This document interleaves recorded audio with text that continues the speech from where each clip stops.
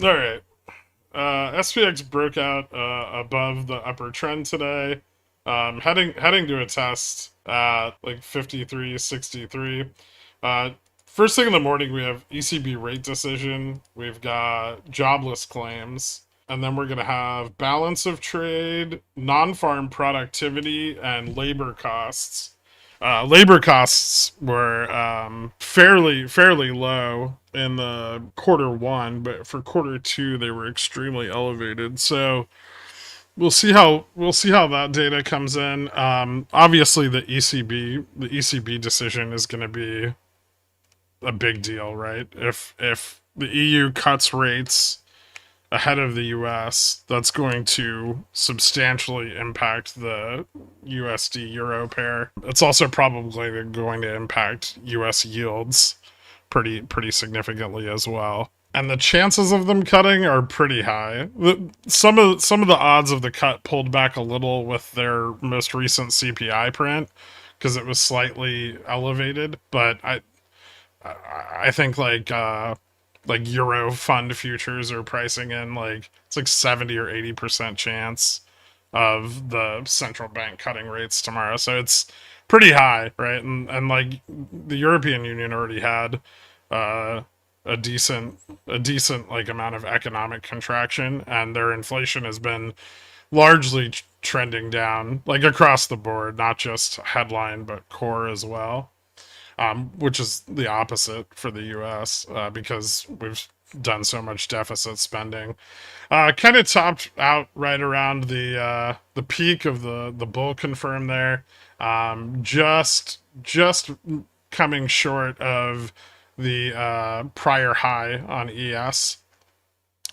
I'll move ranges up tonight, but we could get a rejection here. This is an insane run, and there's definitely going to be some profit taking. Not to mention, on top of the profit taking, you have that massive in the money sold call position, kind of right near where we're at. And as if profits are taken or short puts are de-risked, and the price falls into those calls are going to push the price down even more as they move out of the money, right? Because the MM's going to deleverage that delta hedge. Commodities flat today, finally showing a little stability after what, like 5 days of pretty steep decline.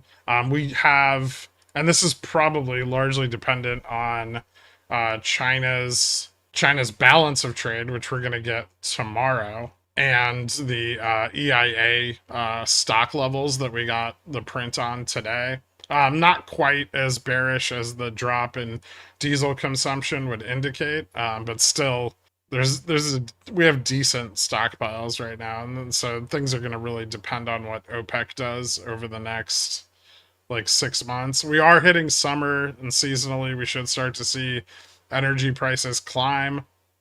That'll probably benefit commodities broadly.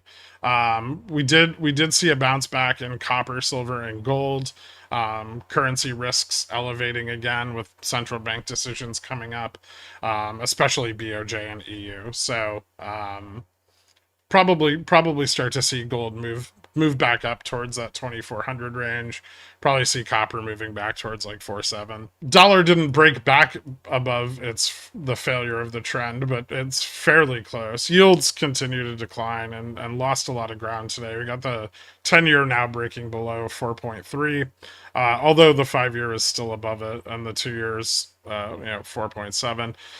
The 20 and 30 not dropping off as much as kind of the middle range, but still seeing a pretty decent decline, about 4 points each. Correlation broke down today, but not to yesterday or not to Friday's low. So not as much of a push in dispersion as we saw last week, but more dispersion pushed on longer dated time frames. Right, so the 1 month is still kind of trending up, but a lot of dispersion being levered up 3 months, like 90 days out or further. Um, USD JPY kind of flat on the day. Had a little bit of a bump in the middle of the day as we started to fail. We started and vol started to climb up. we saw some pretty heavy deleveraging or releveraging, and then it fell off into the end of the day as we pushed higher into new all-time highs. Forward yield on volatility still staying pretty elevated. If we go back and look at our last move up, you know, back in end of May, we got a lot more pressure on short vol than we're getting now, and part of this is because short volatility is just so over leveraged that they're not really doing any damage. They're just keeping it slightly negative. Bond volatility is also moving up with the most recent. I'm not really.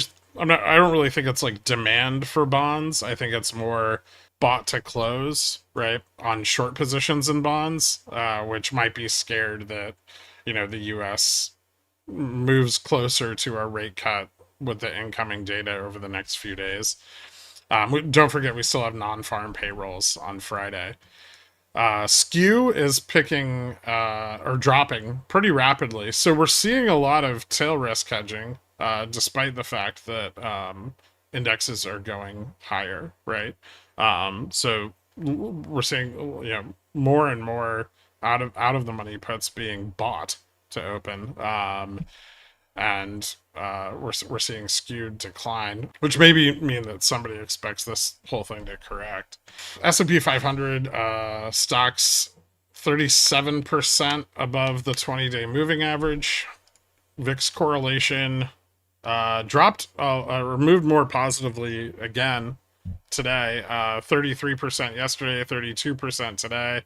Part of that is also as we approach the VIX futures rollover, right? So that's going to be an element of this. Fed fund futures pricing in 0.03 more cuts than they were this morning. So really not a lot of change there.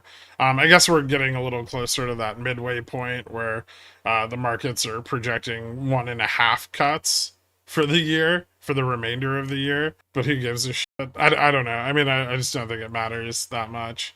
From a technical perspective, we did get a new higher high, but holding this high is going to be pretty important, especially into tomorrow. We still haven't regained the prior uptrend, and there's out of the money levels that we can still test.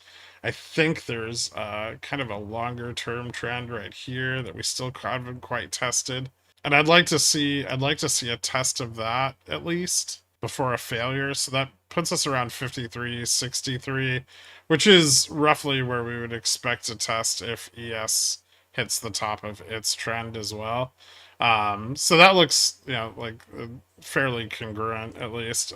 But a failure here could reject really hard, right? We kind of realized this entire range in one day. There's going to be a lot of profit takers if we run into any significant resistance, especially if we turn back around below the 53.41 level, which we almost did into close, but we bounced back really hard. They managed to catch the knife. That level will be important as it was the prior all-time high. GME, yeah, we could take a look. I mean, GME's tips still look like they're contracting. It's still being shorted actively, despite the 19% move up today and a little bit of a bump overnight. It is in a better range, much better range than it was at close yesterday. However, it needs to open, not only close in this range, but open in this range tomorrow as well. And if they're able to short it in the morning session, where we have tons of economic data that could broadly impact indexes, and they're able to get it back under 30, they're going to relieve all of that pressure, right? They'll also probably sell a ton of calls at market open if that happens. So it's just right on the cusp of being a little more bullish. If it actually breaks up above this trend here, which needs to be adjusted so it's accurate. If it breaks above this trend here, I would say that's a pretty bullish signal from a technical standpoint. And then I'll give everyone the options data tonight once we have it downloaded and sorted through. VIX crashing, risk on. How did you decide where that trend is? Which one? This one? I mean, this is kind of like the mean of the trading range. This is the first high, right? Then the next high, and then it just kind of goes on from there. thank you guys so much. I will see you bright and early tomorrow morning. Have a good one.